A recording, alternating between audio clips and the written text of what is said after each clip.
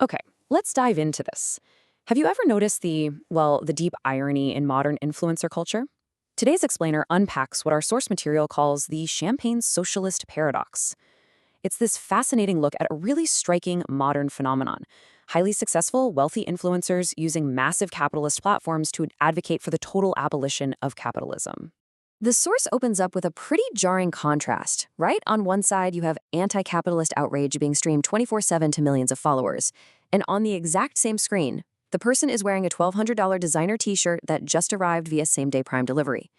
The source highlights how this new generation is utilizing free market Wi-Fi and devices built by complex global supply chains to demand the end of capitalism. It argues that for a lot of these modern influencers, Marxism is treated less like an actual historical economic system and more like, well, a trendy new aesthetic, or even a highly profitable lifestyle brand. Section 1. The Historical Reality. A century-long record. Moving away from that glossy, influencer-driven fantasy, the source presents a much grittier historical reality. According to the most conservative demographic and historical consensus cited in the text, specifically, data compiled in the Black Book of Communism by Harvard University Press, the 20th century death toll of communist regimes sits somewhere between 85 million and 100 million people.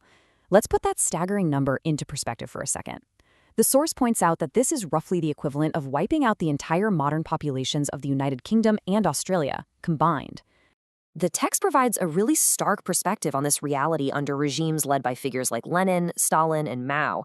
It describes the system as, quote, a century-long human meat grinder running at all costs. The source heavily contrasts this completely grim historical record with a modern, almost hubristic idea floating around today. The belief that past failures just lack specific nuance, and that today's advocates could somehow step in and implement the system flawlessly. Section 2. Math versus the Manifesto. Now, what's really interesting about this next point is how the source frames its economic argument around the idea that forced equality inevitably clashes with natural mathematical laws. Specifically, it brings up the Pareto principle, or the 80-20 rule. As defined here, it's a mathematical law stating that in almost any system, roughly 80% of consequences come from 20% of the causes. The source uses some highly relatable examples to explain this, like how 20% of your phone apps use 80% of your battery, or hey, how 20% of your friends might cause 80% of your regrets. Think about your own life for a second. It's this natural distribution curve that appears absolutely everywhere.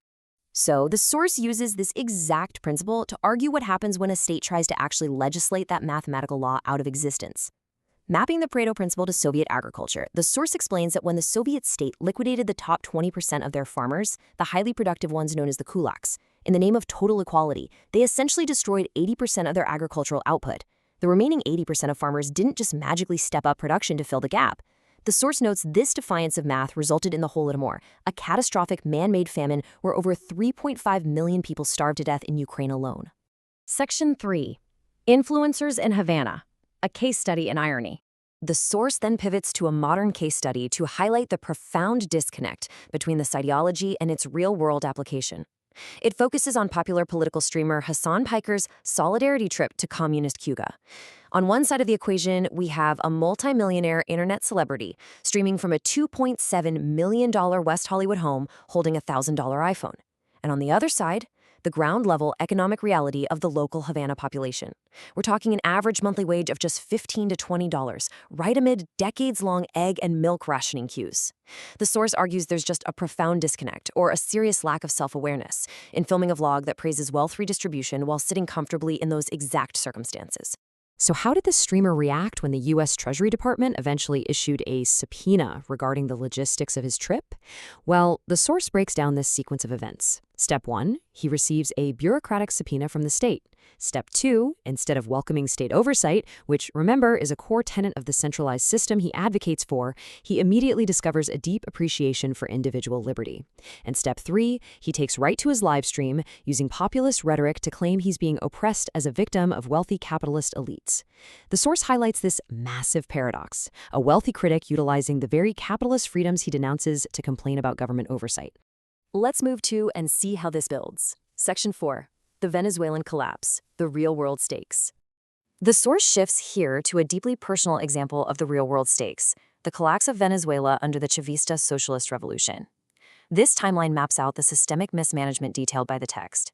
Years ago, the state nationalized industries and basically destroyed price mechanisms. Years later, they replaced competent engineers with loyal party bureaucrats. And then recently, northern Venezuela was hit by massive 7.2 and 7.5 magnitude earthquakes. The source argues that ideological bureaucracy, combined with decades of state corruption, left the country's infrastructure totally defenseless against these natural disasters. As the source pretty bleakly notes, concrete cannot identify itself into structural stability.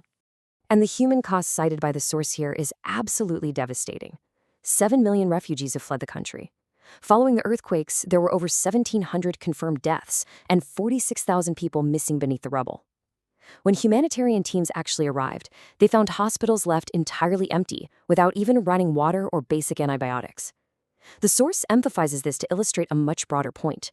In these systemic collapses, it argues that the ruling elite simply retreat to luxury villas with private generators, while the working class, the very people the system claims to protect, bears the absolute brutal brunt of the devastation.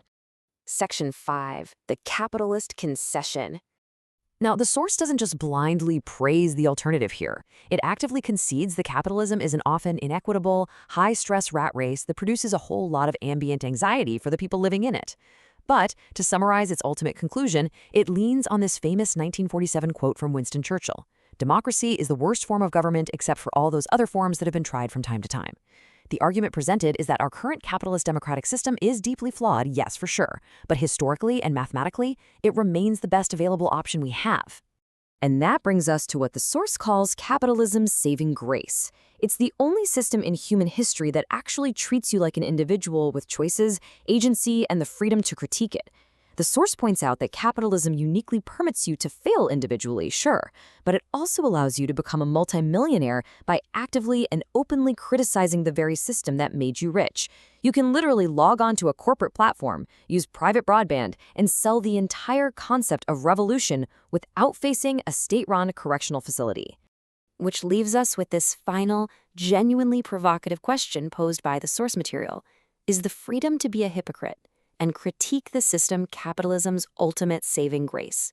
It is a fascinating paradox to reflect on, isn't it? The champagne socialist lifestyle, using the most advanced, profitable tools of a free market system to broadcast revolutionary ideologies to millions. Thanks for joining me on this explainer. It's certainly a lot to think about, and I hope these key concepts helped clarify the core arguments presented in this source. Catch you next time.